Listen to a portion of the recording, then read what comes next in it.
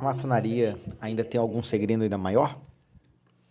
Bem, o que eu vou dizer-te deve ser conhecido por um a cada 10.000 maçons, em vez de um em 1.000, porque faz parte das coisas perversas dos níveis mais a fundos.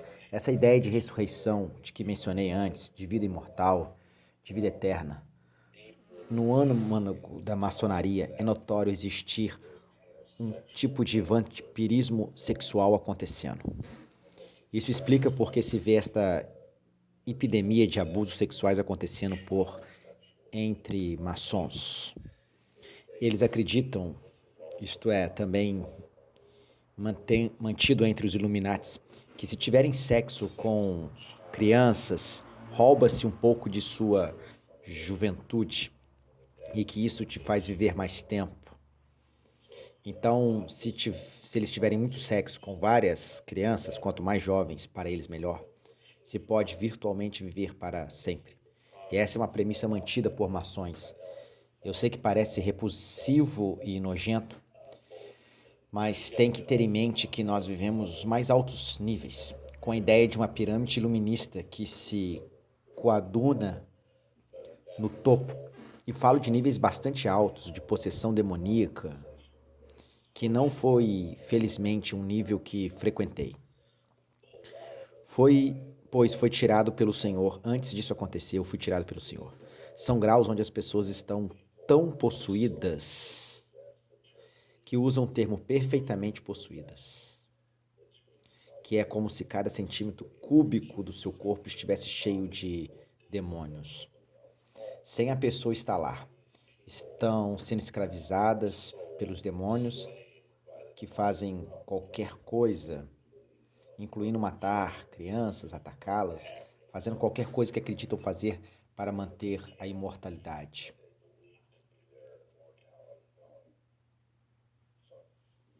Então, quando você ouvir a maçonaria falar, acreditamos na imortalidade da alma, ou na esperança da ressurreição, não é a mesma ressurreição que nós, os cristãos, falamos.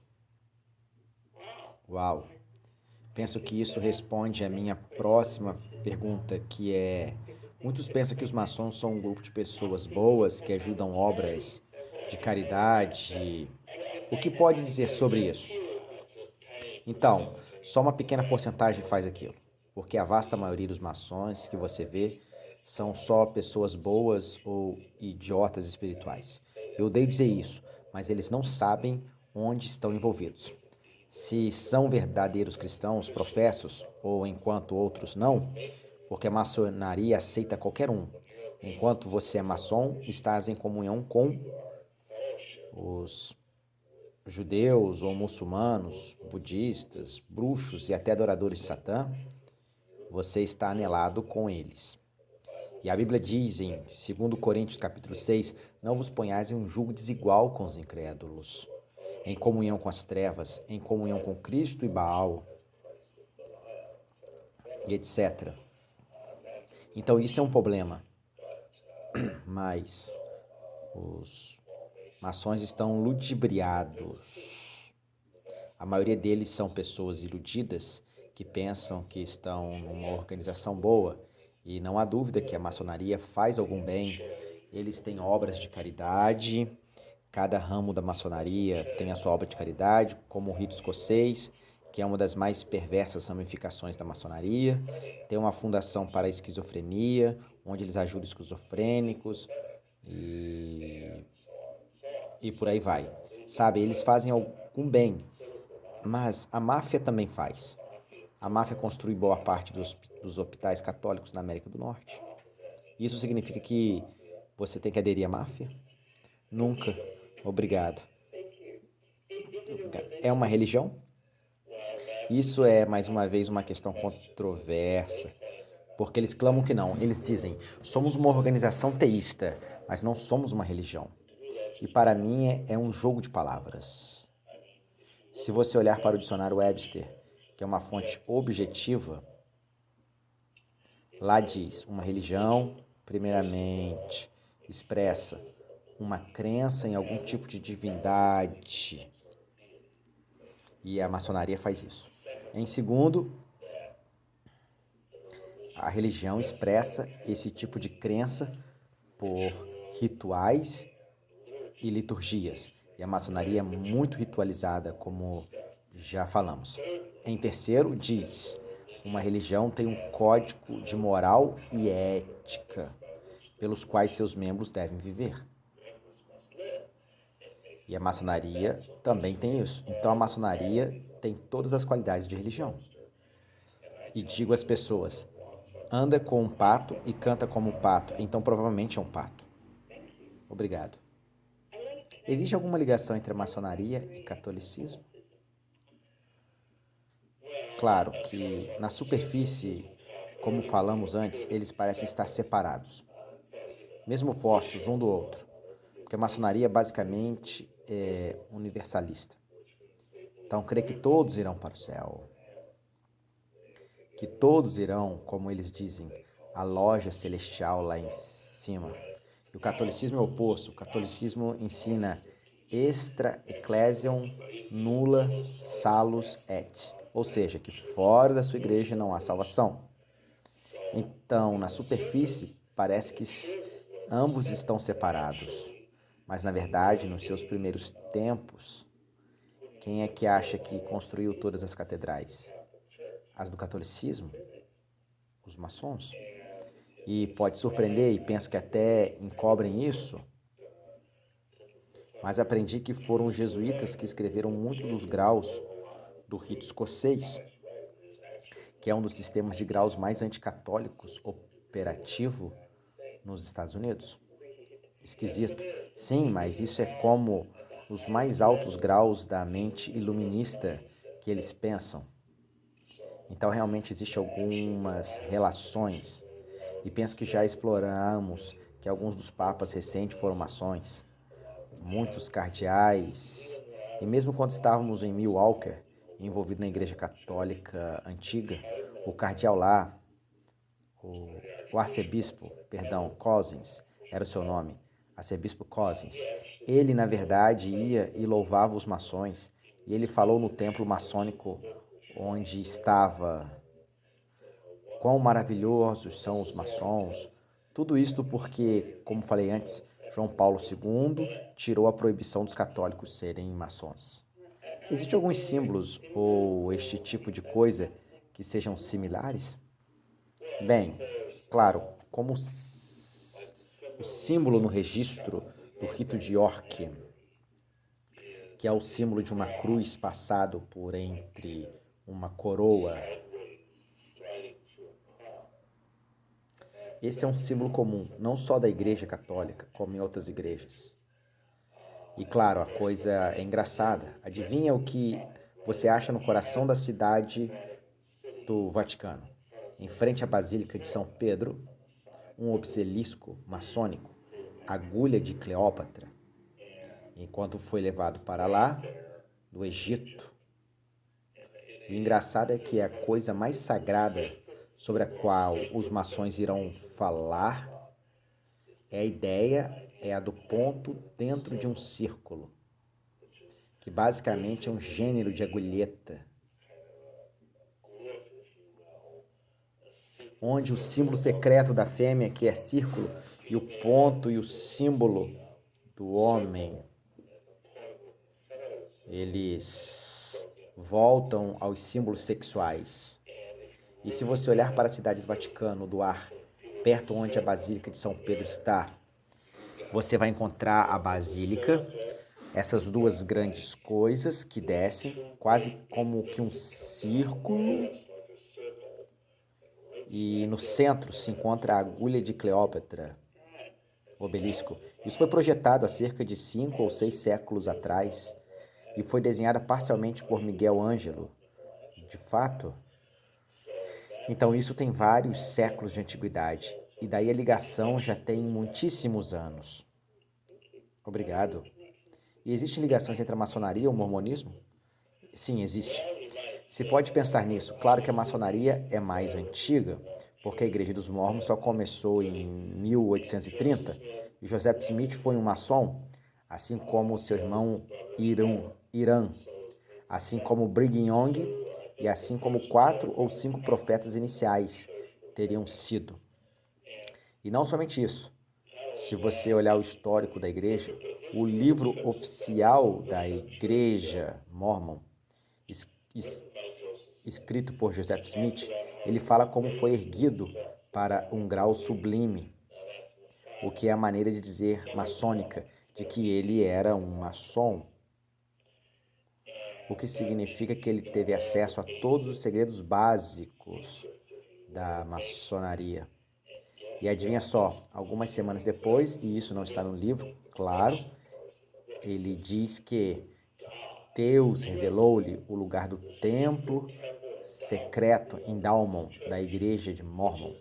E esses templos nas cidades maiores têm, não me lembro bem o nome,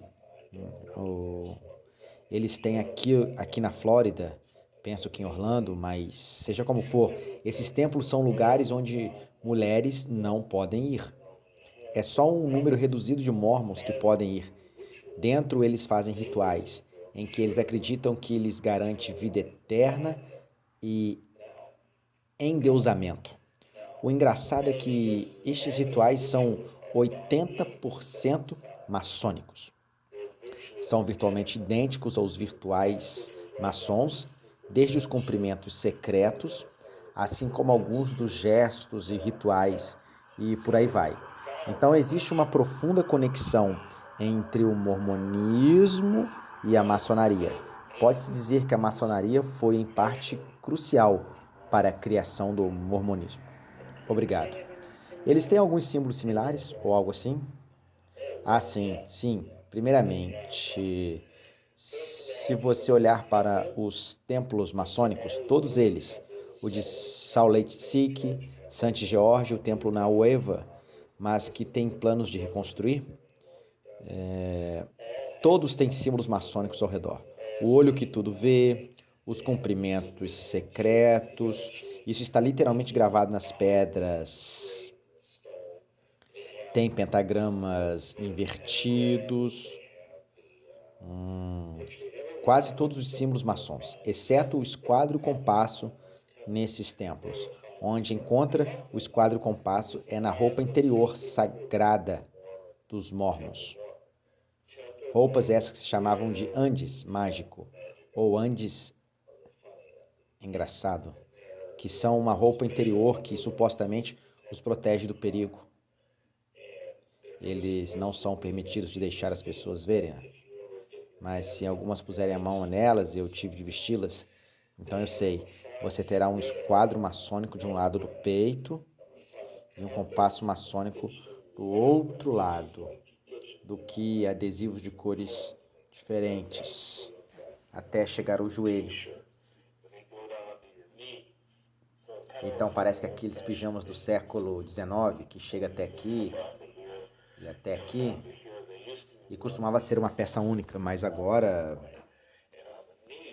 tem até o joelho, tem outro ardono maçônico, tem símbolos maçônicos e tem um outro sobre o umbigo também, esqueci esse.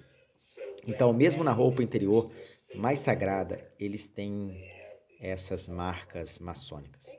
Obrigado. Existe ligação entre a maçonaria e os ensinos da nova era? Isso é interessante, porque o rito escocês tem uma revista muito prestigiada há vários anos. E adivinhe como se chama?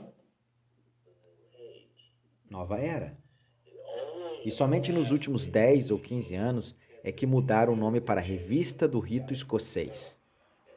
Norma Vicente sugeriu, porque ele diz, as pessoas poderão pensar que os maçons fazem parte da nova era. Pode-se dizer que também a maçonaria já aderiu à nova era, e já o era, ou antes do movimento nova era sequer existir, como era J.Z. Knight, ou seja quem for. Como quase todo o mesmo formato, exceto os mais modernos, basicamente a nova era ensina universalismo, onde eventualmente todos irão para o céu. Ou quer que pensem sobre que é a vida após a morte. E também a maçonaria.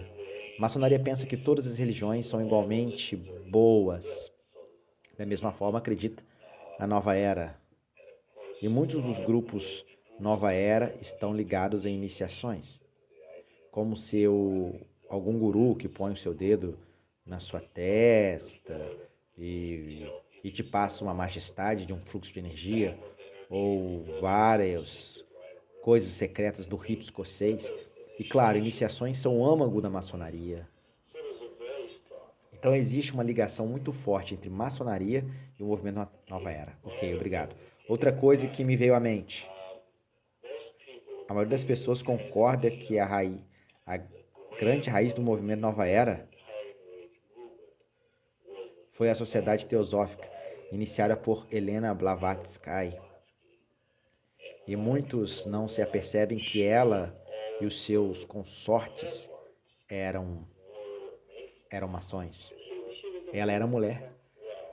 Sim. Bem, existem algumas dúvidas quanto a isso. Ela alegava não ter vagina nos seus escritos. Obviamente ela era uma mulher. Geneticamente, pelo menos. Mas não alegava. Foi por isso que nunca teve filhos. Ela casou com um conde russo para que pudesse se tornar uma madame, mas nunca teve filhos. Tinha um ar de louca varrida e não era alguém que quem quisesse aconchegar. Mas o que se tem a entender é que existe na Europa e também estamos envolvidos. E existem ramificações da maçonaria designadas de Les Droits Humains, direitos humanos em francês. Era uma loja que iniciou-se no século XIX e foi a primeira loja a admitir mulheres. Agora o Les Droits Humains, que em inglês é conhecido como comaçonaria por causa da palavra coligação, onde ambos os sexos podem ser membros, estava mais ou menos sobre a manutenção da sociedade teosófica. E é por isso que se pode ver, por exemplo, muitos dos líderes proeminentes como Blavatsky e a teosofia terem depois dos nomes Grau 33 e Ilustre, blá blá blá blá blá blá. Então, nesse sentido, existe uma ligação muito forte. Uau, obrigado. Não sabia dessa. Encontramos coisas sobre os maçons e que eles estão fundando hospitais para crianças. A intenção é ajudar pessoas ou existe outra coisa por trás? Eu não duvido que muitos dos tipos envolvidos nisso realmente estão procurando ajudar pessoas, principalmente os Skinners, neste caso, porque eles costumam ter esses hospitais para criancinhas e centro para queimados. Sim, eles fazem boas obras e eu creio que boa parte só o está fazendo com intenções nobres, mas temos tido algumas alegações por parte de pais de que muitos dos seus filhos foram levados a esses hospitais com intenções altruísticas, mas acabaram sendo molestados por alguns dos funcionários do hospital. Eu, pessoalmente, só alerto, pois muitas pessoas nos têm escrito pelos anos que meu filho tinha estado doente e não podia pagar seguro de saúde, e os Skinners disseram que fariam de graça. Devemos levar nosso filho para o hospital? Mesmo com o coração partido, disse: se fosse meu filho, eu não faria. Quantas notícias você recebe de coisas como essas? Pelo menos 8 ou 10. Pode dizer que aqueles que eram estranhos ou são amargurados de alguma maneira, mas onde há fumaça, normalmente há fogo. E sabem aquilo que já foi discutido anteriormente? Existe um espírito na maçonaria que se levanta e faz com que eles queiram abusar de crianças. E é como uma obsessão, um espírito de prisão nos graus elevados. Sim, nos graus elevados. Até nos graus menos elevados, em que eu digo que eles passam por estas coisas, mas o espírito continua lá, por estarem lá. Sim, por estarem lá, e o espírito vai continuar a operar neles, e a mexer no seu senso moral, então diria que, pelo menos, é possível. Por isso, acho que não se deve aceitar presentes gratuitos do diabo. Porque se perceberem os skinheads, especialmente nesta época, saberão que eles glorificam o Islã, se designam a antiga ordem arábica de nobres do templo místico. Por que americanos se juntam a um grupo como este? Bem, já tem estado presente por vários anos. Muitos antes dos terroristas de 11 de setembro, e isso, mas porque é divertido. Porque nós tínhamos de vestir nessas fantasias engraçadas, com aqueles chapéus, com aqueles trajes compridos, abananos, as espadas, com aqueles... E eu sei que você não é originalmente dos Estados Unidos, mas em muitas das cidades americanas, no 4 de julho, vemos skinheads conduzindo seus pequenos carros em algumas pequenas escorte. Tem camelos também, e é ótimo. Tem um figurino oriental e os grandes skinners, porque existe um templo deles em quase todas as principais cidades. Tem uma banda de instrumentos de sopro e muita atividade em que você pode juntar. E ainda mais, está pronto para isso? Os skinnies estão autorizados para beber leite de camelo. Sabe o que isso é realmente? Cerveja. Não pode beber cerveja em nenhuma outra instituição maçônica nos Estados Unidos. E faz a diferença? Faz uma grande diferença. Então permitem sim beber cerveja lá. E se você entrar nesses templos skinnies, vai ver belíssimos como que eles estão em Milwaukee. Penso que chama-se El Kahir. E parecia o Taj Mahal na parte de fora. É enorme. Penso que 2 ou 3 andares de altura, com 2 grandes prédios, aqueles tetos em forma de dome. Lindo por dentro. E parecia que estávamos dentro de uma mansão. E é muito caro se juntar aos skinners. Eles dizem, doamos quase todo o dinheiro para crianças necessitadas, mas 95% não vai. Vai para onde? Para os skinners. Quem o gasta? Se puder ver a joalharia que o potentante dos skinners tem, o potentante é o líder local dos skinners. Deve custar milhões de dólares. Só o pendente que ele usa à volta do pescoço. Ele tem todos esses anéis e joias. E se tem algum tipo de organização que não paga imposto neste país, é permitido você gastar novamente e 5% em despesas administrativas. E daí fica com 5% para a caridade. E eles tomam total partido. De fato, o jornal se diz Sentinela de Orlando ou Orlando Sun. Ou seja, um jornal de Orlando, 10 a 12 anos, expôs realmente o quão pouco do dinheiro dos skinners entre estas caridades. Eles têm espetáculos dos skinners e outros vários eventos para arrecadar donativos, mas estamos falando desse componente islâmico.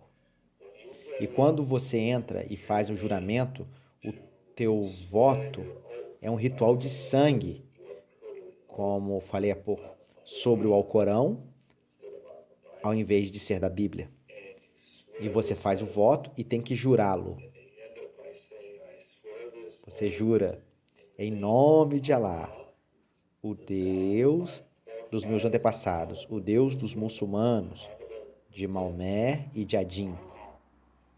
É claro, 95% dos que estão lá são americanos e não creio que existem skinners fora dos Estados Unidos. E provavelmente 95% deles são muçulmanos. São provavelmente protestantes, agnósticos ou ateístas. Bem, ateístas não podem ser. Então, isso é uma blasfêmia. E o voto diz,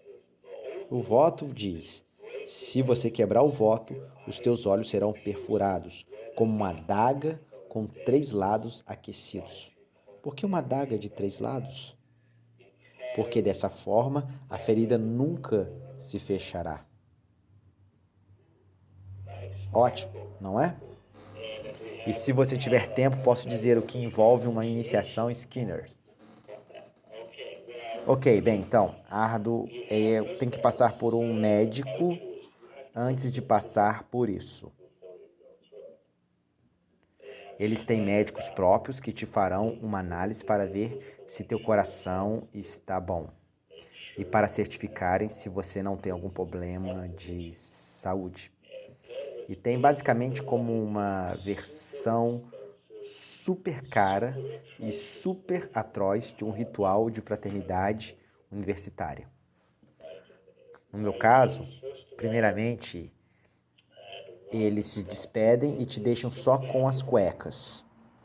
E você tem que andar como se fosse uma peregrinação a caminho do santuário. Tem de andar por entre as areias escaldantes do deserto. O que eles fazem é deitar um tapete especial e corre impulsos elétricos em cima disso. E quando anda sobre isso, você apanha choques elétricos. Não sei quantos volts são, mas dói. E dói de verdade. E depois tem o teste do ínfimo trapalhão, onde te colocam num barril com um buraco e deitam água morna, dando a pensar que um cão está mijando em você. E depois, outra coisa que fizeram no nosso caso, porque são variando de tempo em tempo, e tem um grande grupo de skinners olhando enquanto você está vendado.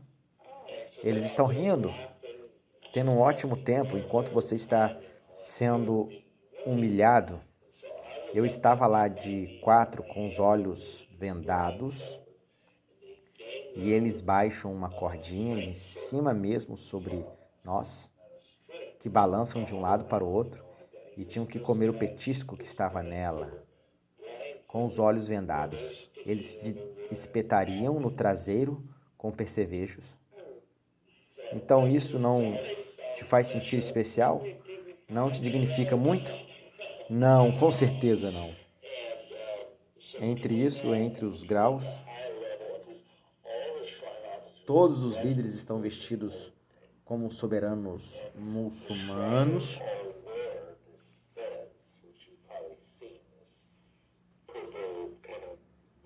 Um tipo de chapéu cômico com púrpura.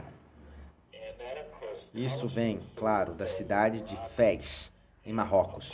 E segundo o contato popular muçulmano, que não sei se é verdade, sabe onde isso se originou? Atrás do tempo, quando o Islã estava se expandindo pelo norte da África, através do jihad, ou seja, a Guerra Santa. Os muçulmanos alcançaram a cidade de Fez, que era inteiramente cristã, e eles basicamente disseram: ou se convertam ao Islã, ou nós vamos matar vocês. E eles disseram: nunca negaremos nosso Salvador, Jesus Cristo. Então tiveram uma guerra, e eles romperam pela cidade e sacrificaram todos os cristãos na cidade, os decapitando. Essa é a ideia muçulmana de conversão.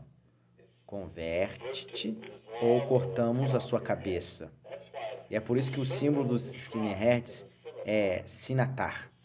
E o sinatar é aquela espada árabe de jeito encurvado. E outro símbolo que você encontra também é a cabeça da esfinge.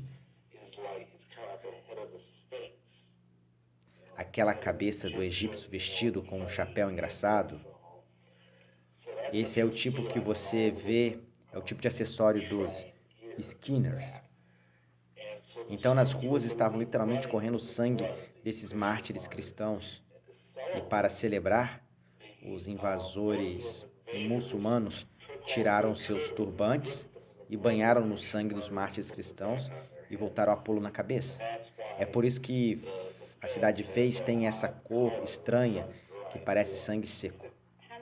Quantos skinners sabem disso? Praticamente nenhum deles. Não sabia quando estava lá? Fui um muçulmano que foi salvo que me contou. Foi um homem que se converteu ao Islã quando estava no norte da África. Na verdade, viveu em Marrocos, onde que fica. Ele finalmente soube disso, mas os Skinners negaram isso. Você pode imaginar usando aquele chapéu, sendo cristão, fazendo um voto sobre o Alcorão, que é obviamente o livro sagrado do Islã? Nunca iriam querer ser alguém com um chapéu como aquele. Não, não, não. Além de parecerem muitos patetas, me explica que é Megapolis Common. Megapolis Commase. Esse é um daqueles grandes termos. É uma coisa que é ensinada na maçonaria esotérica, nas altas falanges. Megapolis significa grande cidade. E provavelmente deve ter ouvido que a Nova York é chamado de Megalop. Comanzic significa mágica de. Tudo isso significa mágica de grandes cidades. Que a ideia que pela arquitetura pode aumentar as vibrações espirituais de uma cidade ou edifício. Porque os maçons são basicamente construtores de templos. E eles alegam que muitos antes de haver catedrais cristãs, os maçons teriam construído o Partenon, que teriam construído também os grandes templos de Roma, na altura que se designavam os artífices de Dionísio, mas eram basicamente a mesma coisa. E mesmo no Egito, os maçons teriam construído a grande pirâmide de Khufu, segundo ele, e os grandes templos de Luxor, em Karnak. De qualquer maneira, o princípio-chave em que tínhamos ouvido que se quiséssemos mesmo construir uma atmosfera numa sala ou um edifício para manifestação de espíritos malévolos, não é isso engraçado? Tínhamos que construir o edifício de alguma forma, de forma trapezoide. Trapezoide é o tipo de uma pirâmide sem a parte do topo. E pensar nisso, todos esses antigos templos no Egito têm forma trapezoide. São mais largos na base do que são no topo. Basicamente, Megapolis Comanzi é a ciência de se construir edifícios que se permite fazer eficazmente magia negra. E é por isso, por exemplo, que nos foi falado em tudo isto, que as casas assombradas muito frequentemente têm esse tipo de telhado, como a casa da família Addams, é um exemplo clássico disso. Os tetos vão se achatando, como pode ver, aquilo é um trapezoide. E todas as casas assombradas que lidamos, quando éramos caçadores de fantasmas, isto há 10 anos antes do lançamento do filme, sempre tinha algo na casa, onde os ângulos estavam desalinhados. Em vez de ângulos direitos, tínhamos desalinhamentos 1 ou 2 graus, e aí tens um trapezoide. Provavelmente o trapezoide mais famoso no mundo é a torre de John Hancock, penso que em Chicago, que é um trapezoide gigante, negro, que é o quarto ou quinto maior do mundo. No topo estão o par de cornos de Lúcifer. São 2 torres de TV, de rádio ou coisa do gênero. E quando o edifício foi erguido, tinha a maior taxa de suicídios, a maior taxa de desequilíbrio psicológico que qualquer outro edifício nos Estados Unidos. Isso em números. Obrigado. Já vi mapas e desenhos que demonstram símbolos maçônicos em Washington. Isso também faz parte do megapolis Comanche. Sim, exatamente. No desenho das ruas, foi o Ed Decker o primeiro a descobrir isso. Verdade? Antes, nos anos 80, se você abrir uma planta de toda a cidade de Washington, capital, verá que é um formato de um losango gigante e tem 4 pedras basilares maçônicas no norte, no sul e este no oeste de Washington. Pedras gigantes assentadas na terra.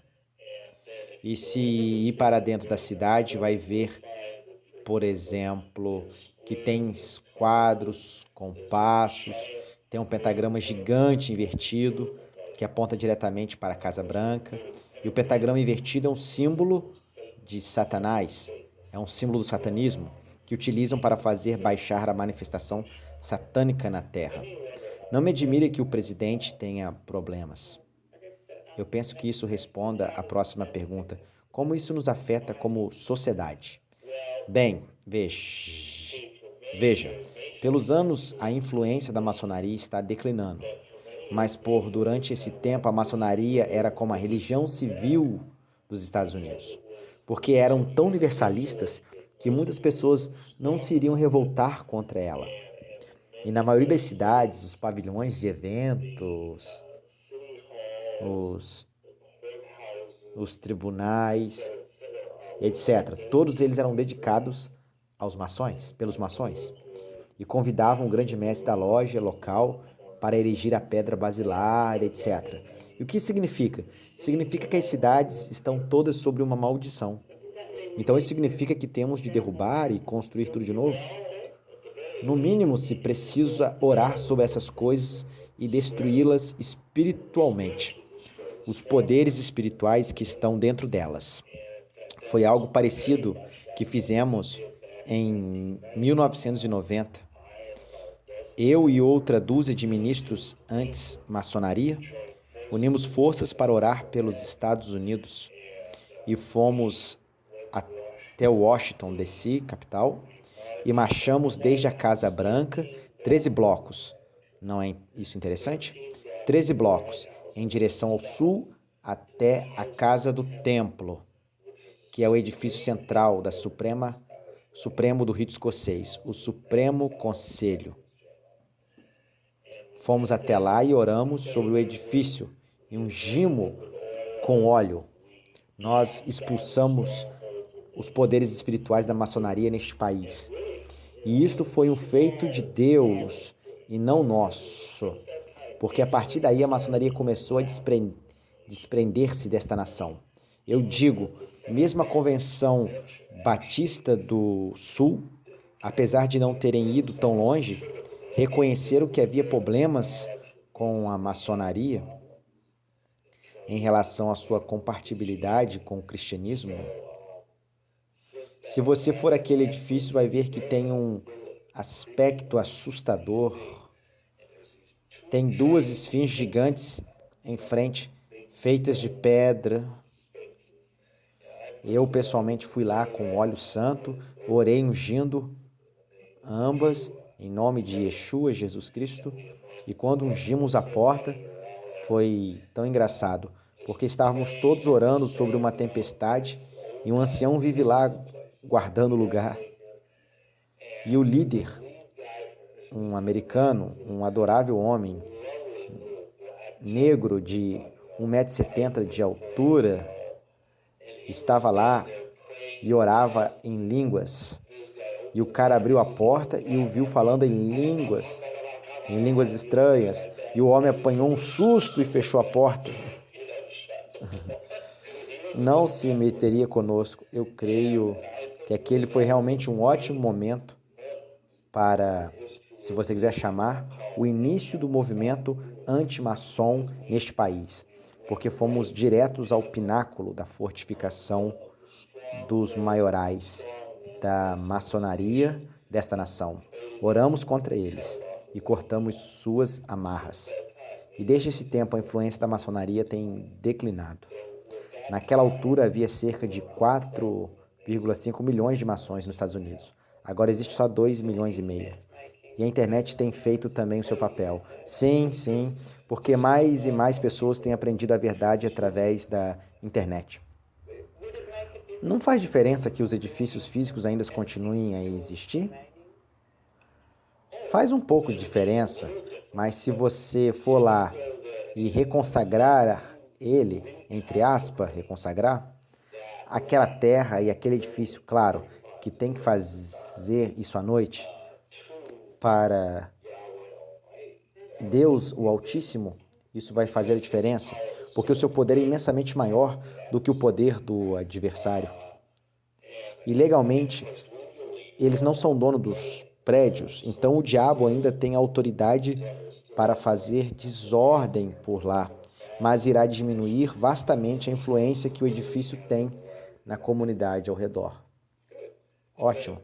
Falando sobre as plantas na cidade que mencionei, no oeste, no leste e no sul ainda há muitas capitais do estado que foram projetadas por maçons. Não se Tallahassee foi, mas sei que muitas das cidades mais a oeste, que fazem parte das originais, foram projetadas num plano maçônico. Obrigado. Fala que a sociedade Skull Bones é pior do que a maçonaria? De que maneira? Bem, as suas iniciações são mais bizarras, se, e, se isso é possível. E a sua influência é muito maior. É muito elitista também, enquanto virtualmente qualquer um pode se tornar maçom. Lá se tem que ser da elite para se tornar aluno da Yale. Além disso, somente as famílias endinheiradas, prestigiadas, as famílias poderosas, como por exemplo a família Bush, seriam permitidas de entrar lá. Como sabe que os rituais são piores? Porque têm sido, pelo menos parcialmente têm sido expostos. Um tipo entrou lá com uma câmera de filmar e alguns deles expuseram seus relatos durante estes anos e envolve basicamente se deitarem nus em caixões com uma faixa vermelha em volta dos genitais masculinos. Tem que cortar todos os teus encontros sexuais aos teus camaradas, tem que contar. E essa é a melhor parte disso. Claro, existe sempre relatos estranhos de como existem caveiras no que penso que eles chamam de o templo, um edifício no campo de Yale. Pelo que sei, teriam desde a caveira de Jerônimo até a caveira de Adão. Você não saberia porque não faz parte.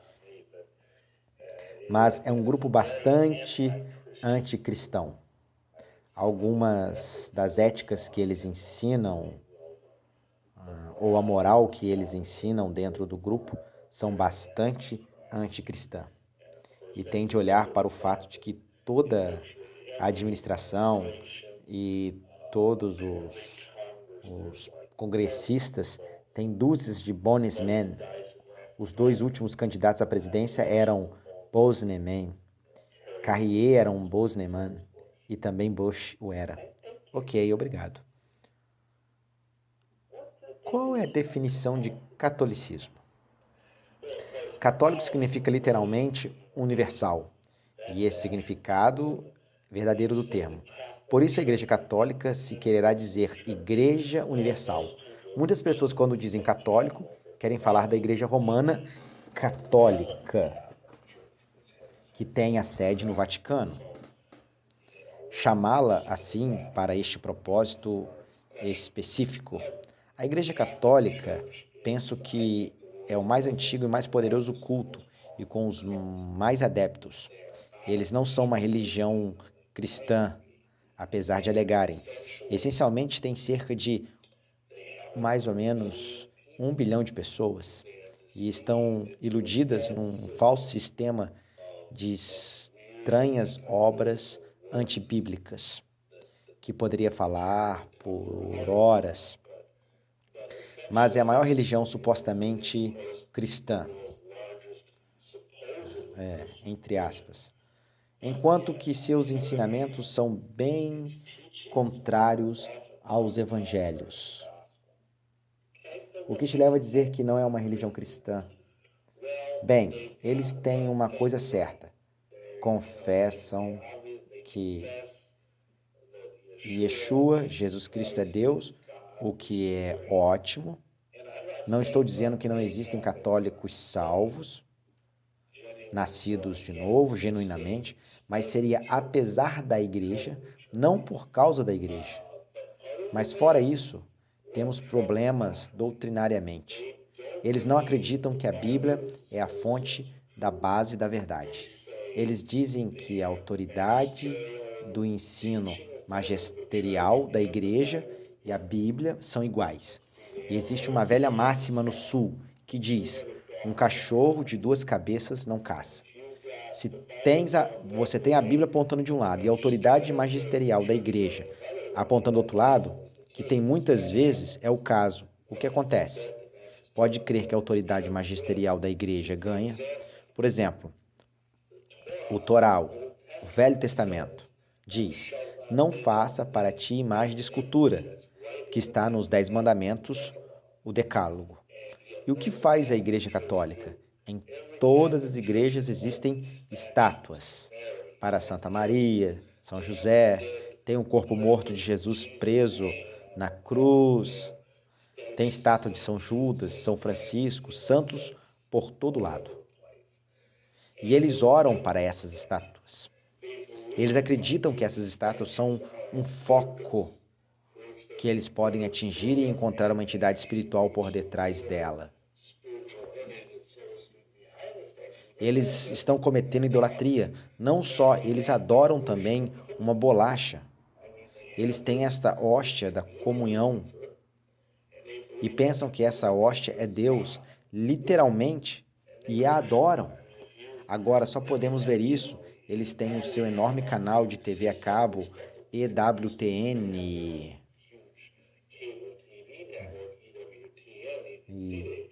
e tem esta coisa chamada de a bênção do sagrado sacramento, onde entronizam essa hóstia, essa bolacha de pão, num monstruário bem elaborado, chamado ostensório, com raios e anjos à volta, em ouro. Eles põem ao alto e a adoram, e até se ajoelham sobre isso, alguns sobre o joelho, sobre os dois, e se encurvam até bem fundo, porque creem que estão literalmente na presença de Deus. E o padre, então, a toma e vai abençoar toda a congregação com ela, como se fosse passar as vibrações da santidade através disso. Isso é idolatria, pois estão adorando a criatura ao invés do Criador, porque não passa de um pedaço de pão. Isso são só um par de exemplos. E o outro problema, que é, na verdade, o pior deles, que a Igreja Católica nega que é salvo pela fé. Efésios capítulo 2, verso 8 e 9. De fato, um dos papas, não me lembro bem do nome, mas penso que seja o Papa Pio V, ensinou que se alguém disser que é salvo somente pela graça, sem fazer boas obras, está sob uma maldição. É anathema sit, como dizem em latim. Apesar de anátema ser uma palavra grega, eles ensinam aos católicos: é aspergido quando ele é bebê e tem que fazer os teus votos a certa altura e basicamente tem que fazer todas as outras coisas: ir à missa, tomar comunhão, ir à confissão pelo menos uma vez ao ano, fazer tudo isso. E nenhum católico sabe bem se irá para o céu ou não antes de morrer. Este Papa que morreu recentemente, o João Paulo II, estava à beira da morte e tinha que ter um padre lá absolvendo e fazendo os últimos ritos para confessar seus pecados, porque não sabia se iria ou não para o céu. Isso é triste, porque em 1 João diz, 1 João, estas coisas estão escritas para que saibais no nome do Filho de Deus, para que saibais que tens a vida eterna. Como crente em Cristo, eu sei que tenho a vida eterna. E tenho um excelente vídeo chamado Catolicismo em Crise, onde eles vão falar com 2 dúzias de católicos na Catedral de São Pedro, depois da missa de domingo, e perguntam: acha que você vai para o céu? E a maioria diz que esperava que sim. E perguntam: por quê? E disseram: porque parece que sou boa pessoa, porque vou à missa no domingo, porque faço boas coisas do que coisas ruins, o que também é uma doutrina no Islã. E nenhum diz que é por causa de Yeshua, Jesus Cristo, por aquilo que ele fez na cruz. Então, esse é o maior problema. Claro, existem algumas coisas secundárias, assim como o status do Papa. Acreditam que ele é o bispo supremo da Igreja Universal. E todos os outros cristãos têm que se prostrar diante dele ou irão para o inferno. Ok, obrigado. Penso que muitas pessoas, sejam católicas ou não católicas, pensam que o catolicismo e o cristianismo se misturam. Isso é proposital. Então, dá-nos a definição de cristianismo. Cristianismo é a fé antes vivida pelos santos na igreja primitiva. E, basicamente, são os ensinamentos do Novo Testamento e nada mais. Nada acrescentando e nada retirando. O ensinamento da Bíblia. A grande diferença que põe uma linha de demarcação entre o cristianismo e qualquer outra religião, incluindo cultos como o mormonismo, o catolicismo, o testemunho de Jeová e outros, é que o cristianismo fala que a salvação vem pela fé naquilo que Yeshua, Jesus Cristo, fez por nós na cruz. É isso. Isso é que te salva. E não precisa de fazer todas as outras coisas para ser salvo. Essa é a grande diferença. A linha de demarcação. Claro, isso não significa que nasce de novo e depois anda por aí vivendo como um diabo. A maioria dos pastores e ensinadores cristãos vão dizer que então está salvo para realizar boas obras e para manter os mandamentos, etc. Não é para andar por aí bebendo, apostando, fumando drogas ou transando com mulheres, mas viver uma vida santa dentro dos mandamentos. Mas não é isso que te salva, isso é somente uma consequência da salvação. Outra coisa essencial acerca do cristianismo é que o ensino de que quando você nasce de novo, o Espírito Santo vem e escreve as leis de Deus no teu coração. Ouvi um pastor falar desta maneira: é como estar dirigindo normalmente na estrada em velocidade e sozinho. E isso representa o não salvo.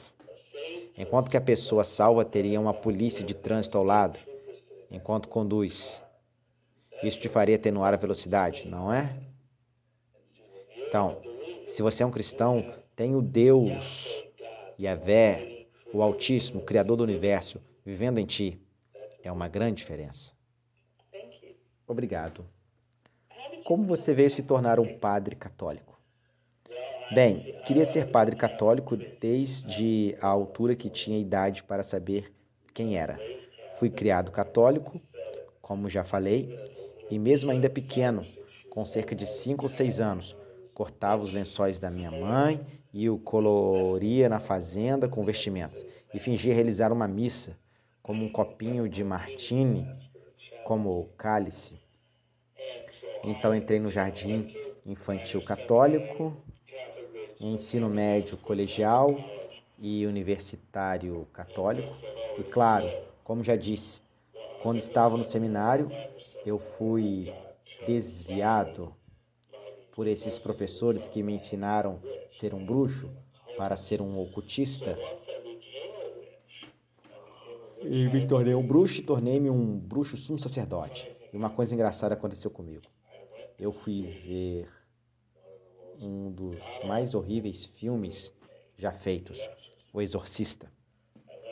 E eu fui com minha mulher e outra bruxa sumo sacerdotisa. Eram todos bruxos sumo sacerdotisos. Alguns dos líderes da Wicca de Chicago. Nós fomos ver esse filme. E o filme me assustou imensamente. Eu tive pesadelos com esse filme. E de certa forma me assustou em querer voltar para a Igreja Católica. Além disso, eu queria ser bruxo e era casado. E o que era um problema? Porque a Igreja Católica não permitia que padres fossem casados. A palavra sorte me pegou. E a origem de sorte, luck, em inglês, é Lúcifer. Enquanto disserem good luck, alguém toma cuidado. Não existe sorte no reino dos céus. É tudo providência divina.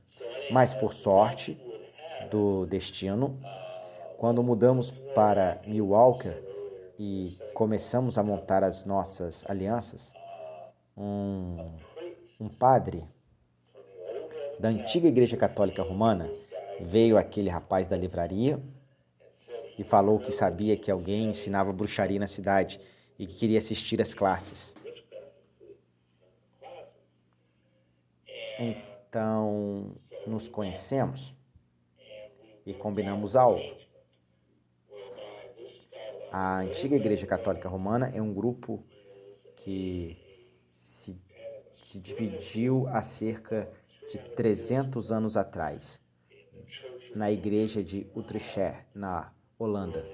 Eles se separaram por causa das intrigas políticas da Reforma Protestante.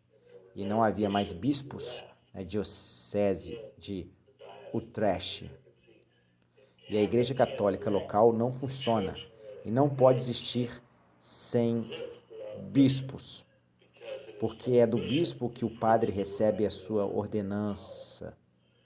Aquilo que aconteceu soa como uma história estranha, mas aconteceu que o arcebispo da Babilônia viajava passando pela Holanda e viu o que estava acontecendo. E falou aos padres da diocese de Utrecht: se reúnam e escolham 3 homens que os consagrarei a bispo. E se reuniram e escolheram 3 homens que os consagrassem a bispo. E eles fizeram isso. E é a primeira vez na história da Igreja Católica Romana que alguém tinha sido eleito bispo sem a ordem expressa do Papa. E quando os jesuítas souberam disso, eles ficaram pálidos e separaram a Holanda do lado de fora, para que os protestantes de dentro dessa comunidade, e por 250 anos essa igreja de Utrecht foi esquecida no espaço e no tempo. E eles foram convidados no primeiro concílio do Vaticano. Foram? Sim, foram convidados. Mas não aceitaram as doutrinas de que foram promulgadas lá, como da Imaculada Concepção e a infabilidade papal. Eles também não exigiam que os clérigos fossem celibatários, permitindo padres casados. Mas, por outro lado, as suas santas ordenanças eram válidas. Mas como os padres católicos nunca foram autorizados para casar, não é? Não, a estrutura contra o casamento veio por volta de 1000 depois de Cristo. Nos primeiros 1000 anos da igreja, padres católicos eram autorizados a casar. E até hoje, padres católicos de Utrecht são autorizados a casar. Padres ortodoxos são autorizados a casar. Os gregos ortodoxos, mas isso só foi proibido nos últimos 1000 anos. E porque essa era uma jurisdição separada. E porque ele era padre da velha igreja católica. E ele fez com que eu começasse meus estudos e eu conhecesse os bispos da velha igreja católica. E finalmente, em 1976, fui ordenado ao sacerdócio. Isto em Joliette, Illinois. E fui feito padre assistente da paróquia de Perpétua Ajuda de Nossa Senhora em Milwaukee. E estive lá por vários anos. Ao mesmo tempo, era também um bruxo. Então, eu tinha 2 chapéus e não tinha problema com aquilo. Quanto tempo você foi padre? Bem, segundo a teologia católica, ainda continuo um padre. Eles creem que quando você é ordenado padre, recebe um caráter indubitável na tua alma, que fica lá para sempre. Mas eu parei de praticar, aí está o certificado dele, como padre que faz missa e tudo isso em 1981, quando me uni à Igreja dos Mórmons, porque eu acreditava ter um melhor sacerdócio. Mas antes disso, também tirei o mestrado em teologia no seminário de São Francisco. Qual é o trabalho do padre católico? Bem, basicamente é parecido em muitas maneiras com outro tipo de sacerdócio. Eles aconselham pessoas, fazem funerais, casamentos e por aí vai. Mas a coisa principal que se separa o padre católico do padre ortodoxo e do anglicano e dos outros tipos de sacerdócio é que eles acreditam ter a autoridade de agir em nome de Cristo e literalmente serem Cristo. A doutrina é sacerdote est alter Christus, ou seja, o sacerdote é outro Cristo. E eles caminham até aquele altar e quando eles proferem as palavras da instituição, este é o meu corpo, este copo é o meu sangue e blá blá blá, eles literalmente creem que estão baixando Jesus do véu e o estão metendo na hóstia e baixando o sangue de Jesus para aquele cálice, para aquele vinho. É a doutrina que é o corpo e o sangue, a alma e a divindade de Jesus Cristo são contidos naquele cálice e não naquele pão. A ideia é, pense dessa forma, que o sentido essencial de um padre é alguém que oferece um sacrifício. E o problema disso é que, teologicamente, como diz o livro de Hebreus, Jesus entrou por nós como precursor, feito sumo sacerdote para a eternidade. E não mais precisa haver sacerdotes que ofereçam sacrifícios diários, que nem sequer removem pecados. Então a ideia é por inteira falsa. O conceito é que o padre está lá como mediador, ao regular o leigo. Esse é um termo interessante. Sabe de onde veio a palavra leigo? Laimã? Vem da palavra grega laos, que significa pessoa estúpida. Então eu nunca uso essa palavra, e somos todos sacerdotes. Pedro, supostamente o primeiro papa, diz-nos: mas vós sois a geração eleita, o sacerdócio real, a nação santa, o povo adquirido. Estão todos os sacerdotes de Yeshua HaMashiach, Jesus Cristo. Mas, de qualquer forma, o padre se posiciona lá e oferece um sacrifício pelos nossos pecados. E é isso que a missa faz. E a Igreja Católica ensina que sem a missa, sem assisti-la todo domingo, sem receber os sacramentos, especialmente os sacramentos da Santa Comunhão, ou ir para a confissão uma vez por ano, não pode ir para o céu. A fé em Cristo não chega, não basta. E a coisa triste é que neste tempo em que este novo Papa foi entronizado em Roma, só existem 25% de católicos que vão à igreja neste país. 3/4 dos católicos permanecem em casa, lendo os jornais. Isso significa que a Igreja Católica está em muitos maus lençóis. Mas a grande diferença é que todas as igrejas que acreditam na Bíblia, e alguns perdem isso no decorrer das décadas, mas estão fundamentadas no sacerdócio de todos os crentes. E podemos ir individualmente ao trono da graça, sem necessidade de padres, sem precisar de padre ou pontífice que seja entre nós e o grandioso Yahvé. Então esta é a grande diferença. Obrigado. Que sacramentos você realizou quando era padre? Todos, exceto creio que nunca fiz. Sim, fiz um casamento, então... Sim, não creio que batizei crianças, mas batizei uns 2 adultos. Fiz os últimos ritos, ordenei várias pessoas à vida eclesiástica. Creio que realizei todos os 7 sacramentos. Obrigado. Você já fez uma missa numa igreja comum? Dependendo do que você quer dizer, uma igreja católica normal. Não me era permitido fazer uma missa em alguma igreja católica normal, entre aspas.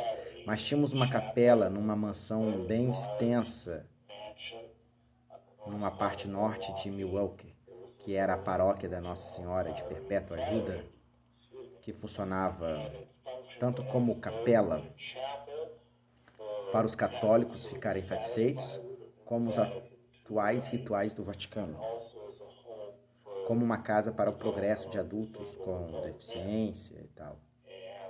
Era basicamente uma igreja que abrigava cerca de 20 a 25 pessoas. Eu considerava aquilo como uma igreja, entre aspas, normal. Mas não era, porque não era tida como lícita para a arquidiocese de Milwaukee. Obrigado. Que comunicação você obteve do Papa? Não recebi nenhuma comunicação do Papa, mas obtive do seu braço direito, Franjo Sepper, que era a pessoa que ocupava a mesma posição desse que se tornou Papa, o cardeal Ratzinger, que era o líder da Congregação para a Doutrina da Fé. E há 25 anos atrás recebi uma carta do cardeal Franjo Sepper, que na altura estava nessa posição. Porque na altura candidatei-me para me tornar um padre dentro da ICAR, Igreja Católica Antiga Velha, querendo manter. E eles basicamente me mandaram uma carta de volta dizendo que eu era um apóstata e que a minha ordenação era válida e o meu sacerdócio, no entanto, era ilícito, porque as palavras eram ilegal, porque não conseguia passar pelo Santo Papa. Obrigado.